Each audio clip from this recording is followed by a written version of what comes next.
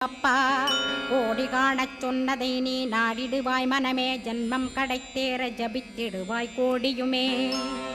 வேதாந்த ரகசியமும் வெளியாகும் உன்னுள்ளே வேத சூட்குமத்தை விரைவாக பற்றிடலாம்